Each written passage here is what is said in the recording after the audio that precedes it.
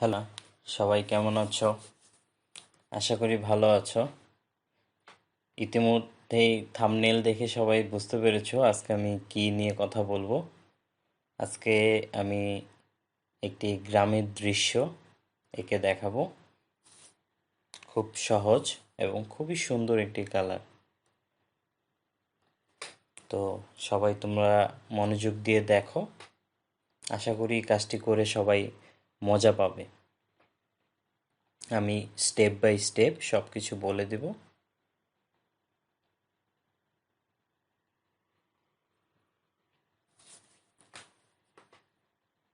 প্রথমে একটি সোজা লম্বা লাইন টানবে, কারণ আমরা এই লাইনের এখান থেকে একটি ঘর স্টার্ট করব। আর শুরুতে দৃশ্যটা আঁকার আগে মানুষগুলো কোথায় বসবে আমরা সেটার একটা অনুমান করে নিলাম। প্রথমে গোল দেওয়ার পর লম্বা দুটো লাইন টেনে নিয়েছি। এখন আমি মানুষ দুইটাকে শুরুতেই সরাসরি সাইন পেন দিয়ে করে নিলাম। মাথাটা করলাম, মাথাটা করার পর এখন গলায় ইউ, তারপর দুই পাশে কাঁধের অংশ, তারপর দুই পাশে দুইটা হাতা, তারপর বুকের অংশটা উপর থেকে নিচের দিকে একটু চাপা আসবে বা ডান হাত বাম হাত করব। দেখো হাতের একটা অংশ একটু লম্বা হবে আর একটা অংশ একটু বড় হবে। এখন ড্রেসটা যেহেতু মেয়েটি খেলা করছে তাই তার জামাটা একটু দুলবে। পাগুলো বাঁকা করে দাও, গলা একটু ডিজাইন করে দিবে। এখন আমরা এই পাশে একটু বসা মেয়ে আঁকবো। সো এখান থেকে হাত দেই, হাত দেওয়ার পর পিঠের অংশটা কোমরের অংশ, এখন বসে আছে ফ্রকটা দিলাম। এখন মাথায় চুলের অংশ দিয়ে পেছন দিকের অংশে বেনিটা দিয়ে দিব। এখন মুখের অংশটা দিয়ে দিব। আচ্ছা, এখন পা দিলাম। এরপর কি করতে হবে? এরপর মেয়েটা কি খেলছে? কুতকুত। সো এই খেলাটা জন্য নিচে এইভাবে লম্বা লম্বা লাইন টেনে দিব। এটাকে পার্সপেক্টিভ অনুযায়ী সামনে বড় এবং দূরে ছোট। এখন আমরা যে শুরুতে যে দাগটি দিয়েছিলাম ঠিক ওই দাগের এখান থেকে এর মতো করে দিয়ে আমরা একটি ঘর আঁকবো। আবার ঠিক এটারই পাশে দিয়ে আরেকটি ঘর আঁকবো। ঠিক আছে? তো ঘরের নিচের অংশটা দিয়ে দিবে। জানালা দাও, দরজা দাও, দেওয়ার পর এখন একটু বাঁকা করে একটা গাছ আঁকছি। দেখো গাছের পাতাগুলো কিন্তু একটু গাছের পাতার শেপের মতো করে দিলে জিনিসগুলো দেখতে সুন্দর লাগে। এখন কি করবো? একটি নৌকা আঁকবো। নৌকা আঁকা খুবই সহজ। দূরের নৌকা, একটি পাল দিলাম, পাল দিয়ে এখানে একজন মানুষ বসিয়ে দিলাম। এখন নদীর পাড় দিয়ে দিলাম। এই পাশে একটু ঘাসের অংশ দিয়ে দিলাম, ঘরের পেছনে গাছ আর ওই দূরে দিগন্ত রেখা, তারপর নদীর পাড়, ঘাস। এখন আস্তে আস্তে করে দিগন্তে যে দূরে গাছগুলো দেখা যায় সেগুলো দিয়ে দিলাম। তো আমাদের আঁকা মোটামুটি শেষ। এখন আমরা কালারে যাব। প্রথমে আমরা আকাশি কালারটা করব। দেখো প্রথমে শুরুতে সম্পূর্ণটা অংশে একটু দাগ দিয়ে তারপরে উপর থেকে গাঢ় নিচে হালকা কালার করছি। উপর থেকে গাঢ় নিচে হালকা কালার। কেমন? আমরা এক এক সময় এক এক আকাশ করতে পারি। তো উপরে আকাশি রংটাকে গাঢ় করব, নিচে হালকা করব। আমরা কখনোই রং বাঁকা করে করব না, সব সময় একটা নির্দিষ্ট স্টাইলে রং করব, উপর থেকে নিচ বা নিচ থেকে উপরে। এখন হালকা বেগুনি রংটা দিয়ে আবার ঠিক ওটার উপর থেকে গাঢ় করে আবার সাদা অংশটার মধ্যে হালকা করে দিব। তো আমি এখন সম্পূর্ণটা আকাশ দেখাবো না, কারণ সম্পূর্ণটার প্রসেসিং একই রকম। তো তোমরা সবাই আগেও করতে পারো বা পরেও করতে পারো। ঠিক আছে? তো এইখানে এভাবে সবটা আকাশ করবে। আমি এটা পরে দেখিয়ে দিব শেষের দিকে। আচ্ছা, এখন ফাঁকা ফাঁকা যে অংশগুলো রয়েছে সেখানে আমরা সাদা কালার দিয়ে আবার নিচ থেকে উপরে গাঢ় করে উপরে যাব, তাহলে সেই অংশটা ভরট হয়ে যাবে। কেমন? তো এইভাবে সমস্তটা আকাশ আমরা করে নেব পরবর্তী এক সময়। এখন একটু নেভি ব্লু কালারটা নিয়ে যেখানে যেখানে জলের ঢেউটা আঘাত পায় ঠিক সেখানে একটু ডিপ কালার হবে। যেমন নৌকার নিচে পাড়ে, নদীর এই পার ও পার যেখানে পানিটা এসে ধাক্কা খায় আমরা সেই অংশটাতে একটু ডিপ নীল করে নিলাম। এখন দূরে আমরা হলুদ দিচ্ছি। আমরা ঘাসের যে উপরের অংশটা আছে সেখানে লাইট পড়ে, তার জন্য আমরা হলুদ দিচ্ছি। হলুদ দেওয়ার পর যেখানে যেখানে হলুদ পড়ে সেইটা একেবারে দিয়ে নিলাম। কারণ একটি রং একবার ধরবো আর একবার নিব, এটা কেমন না? তার থেকে একবার দিলে একটু সুবিধা হয়। এখন আমরা টিয়া কালারটা নেব। যেখানে হলুদ করেছি ঠিক সেখানেই নিচে গাঢ় ও হলুদের সাথে টিয়া রংটা হালকা হয়ে মিশে যাবে। দেখো, নিচে গাঢ়, সাদা অংশে গাঢ় এবং হলুদের সাথে সেই অংশটা যেয়ে আস্তে আস্তে করে মিশে যাবে। এইভাবে সমস্ত যেখানে আমরা হলুদ করেছি সব জায়গায় একইভাবে করব।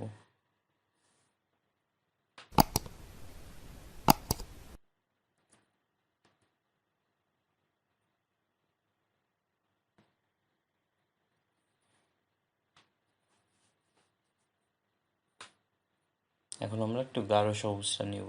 ঠিক আছে, গাঢ় সবুজটা নিয়ে যেখানে টিয়া করেছি ঠিক তার নিচের অংশে আমরা গাঢ় সবুজ করব, কারণ গাছের নিচের দিকের অংশে ছায়া পড়ে থাকে, তাই আমরা নিচটাকে একটু ডার্ক কালার করছি।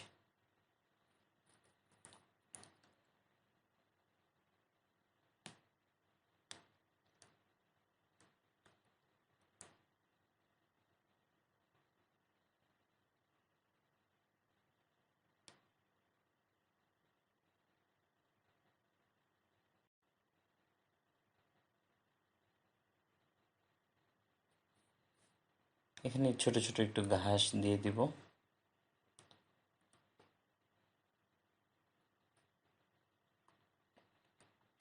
এখন কি একটু খয়েরি রংটা নিয়ে গাছের যে অংশে ডার্ক হবে আমরা সেই অংশে একটু দাগের মতো দিয়ে নিলাম, বা এই খয়েরি রংটা দিয়ে আর যেখানে যেখানে ডার্কগুলো হবে সেই কালারগুলো আমরা আগে দিয়ে নিলাম। কেউ আগেও দিতে পারো, কেউ পরেও দিতে পারো। তবে সবসময় কালার করলে আমি বলবো একদম উপর থেকে নিচে কালারটাকে স্টার্ট করার জন্য। এখন আমরা এই পাশে অরেঞ্জ কালার দিচ্ছি, কমলা রং। প্রথমে একটু চতুর্দিকে গাঢ় বর্ডার দিয়ে মাঝখানটাতে একটু হালকা করে দিব। আবারও ঠিক সেম একটু চতুর্দিকে বর্ডার দিয়ে মাঝখানের অংশটা একটু হালকা হবে। ঠিক একটি ঘর পারলে সবাই দ্বিতীয় ঘরটিও পারবে। সেম।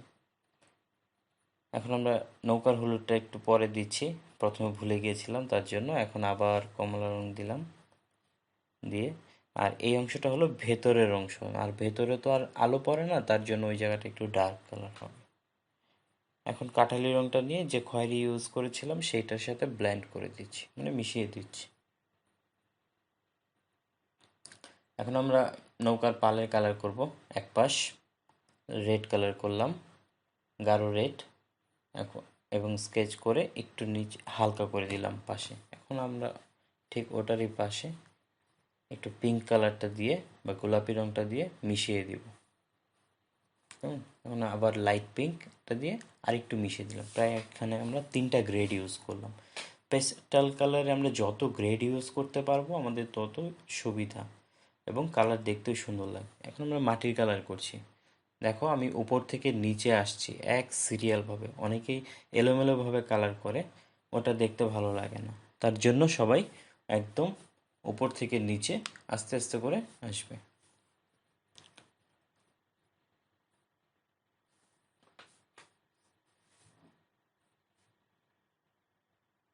তো আমরা সামনের অংশটাতে একটু হালকা রাখছি, যেহেতু এটা ঘরের কাছে এবং ঘরের পাশে গাছ আছে, তার জন্য ওই অংশটা একটু ডার্ক রেখেছি। এখন আবার একটু আমরা লাইট যে হলুদ কালারটা আছে সেটা দিয়ে আমরা এই কাঠালি রংটাকে মিশিয়ে দিচ্ছি। মাটির যে রংটা আছে সেটাকে মিশিয়ে দিচ্ছি যেন কোথাও সাদা না দেখা যায়। ঠিক আছে, তোমরা আরও সুন্দরভাবে আস্তে আস্তে করে ধরে মিশাবে, তাহলে আরও সুন্দর হবে।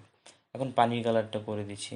পানি কালারটা যদি এভাবে স্কেচের মতো করো তাহলে কি হয়, পানিটা যে নাড়াচাড়া করে মানে বাতাসে যে দোলে সেটা বোঝা যায়, সুন্দর লাগে। আর যদি একদম মিশিয়ে রাখা যায় তাহলে একটু কম বোঝা যায়। একটু ফাঁকা ফাঁকা থাকলে মনে হয় নড়ছে এমন কিছু, বা সূর্যের আলো পড়ে। এখন আমরা আরেকটু খয়েরি কালারটা দিয়ে, যে রেড খয়েরি যেটা আছে সেটা দিয়ে আমরা যে ফাঁকা অংশগুলো রয়েছে সেটার সাথে এটা মিশিয়ে দিচ্ছি। কেমন? মোটামুটি আমাদের দৃশ্যের যে কালার করার বিষয় সেটা অনেকটাই হয়ে গেছে। এখন আমরা আস্তে আস্তে যে ফাঁকা জায়গাগুলো থাকবে সেই জায়গাগুলোকে নিয়ে কাজ করব।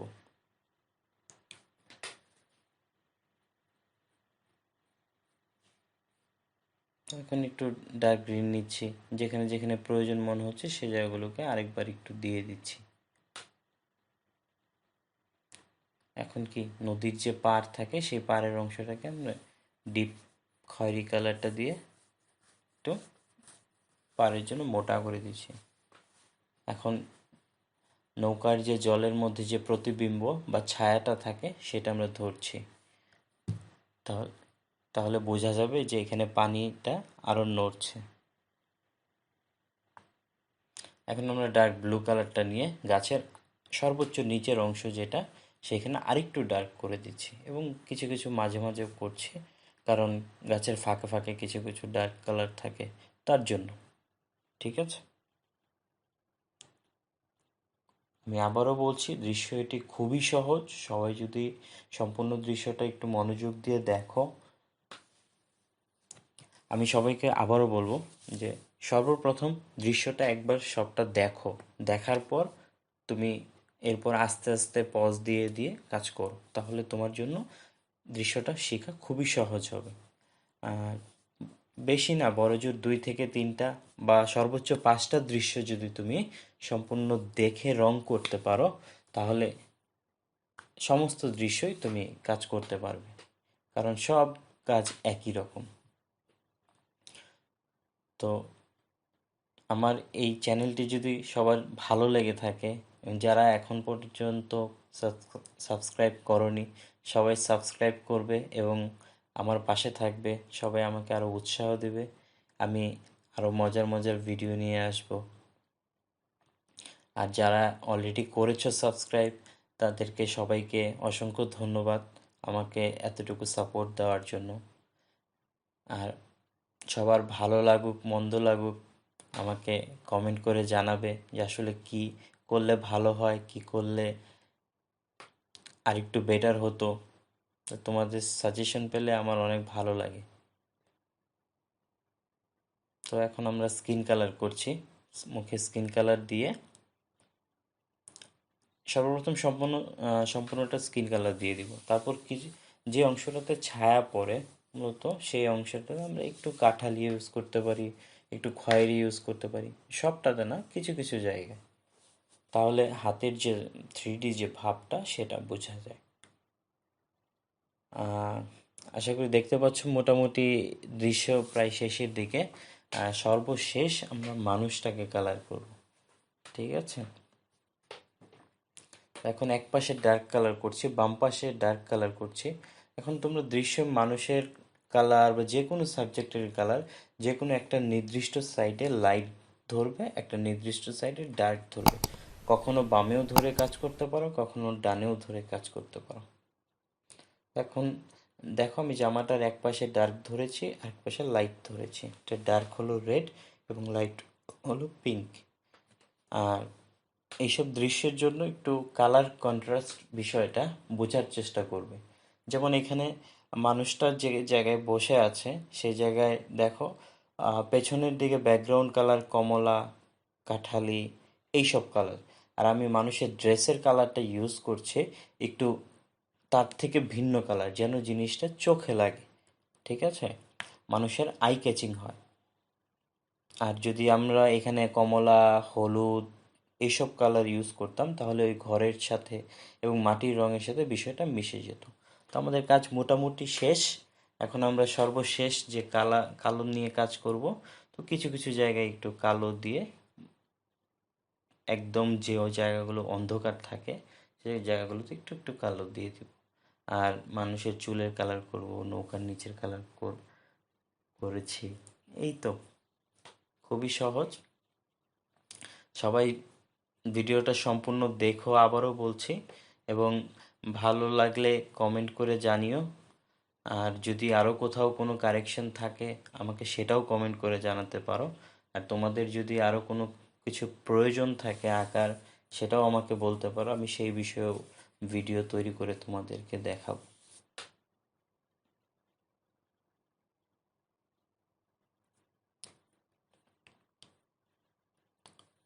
এই হলো তোমাদের দৃশ্য। আর মানুষটা যেখানে বসে আছে বা দাঁড়িয়ে আছে সেই জায়গাগুলোতে একটু ছায়া পড়বে, সেই অংশগুলো একটু ধরে নিবে।